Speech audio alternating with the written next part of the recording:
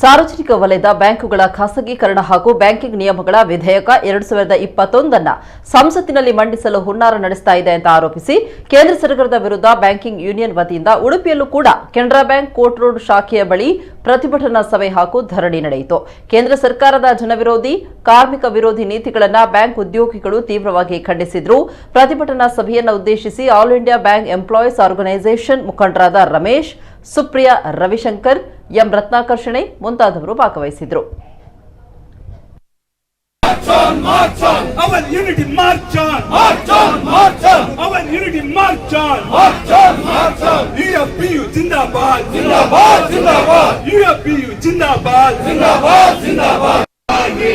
Privatization of public sector banks, we oppose.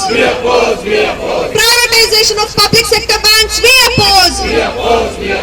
Banking laws. Banking Laws Amendment Bill 2021, we oppose.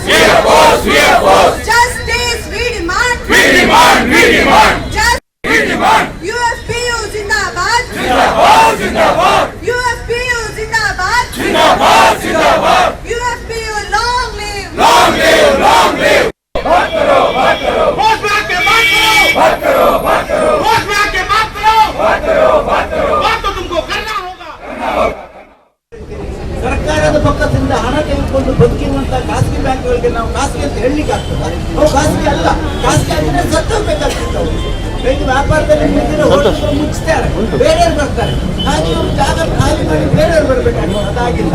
ಸರ್ಕಾರದ ಪಕ್ಕದಿಂದ ಕೋಟ್ಯಾಂತರ ರೂಪಾಯಿ ಹಣ ಸುರಿದವರನ್ನು ಬದುಕಿಸಲಾಗಿದೆ, ಅವ್ರನ್ನ ಉಳಿಸಲಾಗಿದೆ. ಸೊ ಅವ್ರು ಖಾಸಗಿಗಳಲ್ಲ.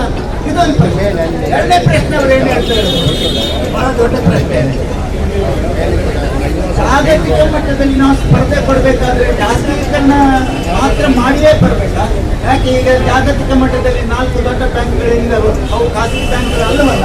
ಆ ರೀತಿಯಾಗಿ ನಮ್ಮ ದೇಶದಲ್ಲೂ ಕೂಡ ನಾವು ಸಾರ್ವಜನಿಕ ವಲಯದ ಬ್ಯಾಂಕ್ಗಳನ್ನು ಹಾಗೇ ಬಿಡಿ, ಅದನ್ನು ಖಾಸಗಿಯಾಗಿ ಮಾಡ್ತೀರಿ. ಖಾಸಗಿ ಮಾಡೋ